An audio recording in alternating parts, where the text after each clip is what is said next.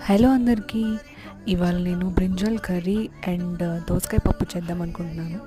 ఇది just normal కుకింగే, special cooking ఏం కాదు. కాకపోతే జస్ట్ మీతో షేర్ చేసుకుందాం అన్నట్టు చేస్తున్నాను. సో ప్యారల్గా నేను కటింగ్ అవి చేసుకుంటూ వర్క్ చేసుకుంటున్నాను అనమాట. సో నేను జనరలీ వర్క్ చేసేటప్పుడు మ్యాక్సిమం సింపుల్గా ఏవి తొందరగా అయిపోతే అవే చేద్దాం అనుకుంటాను. లైక్ పప్పు, ఎనీ రైస్ ఐటమ్స్ లైక్ టమాటా రైస్, జీరా రైస్, పుదీనా రైస్ అట్లా అనమాట.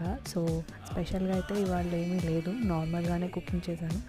అండ్ వీటి రెసిపీస్ మీకు కావాలనుకుంటే నాతో పక్కా కమెంట్ చేయండి, నేను వీడియో ఆర్ వ్లాగ్ అప్లోడ్ చేయడానికి ట్రై చేస్తాను.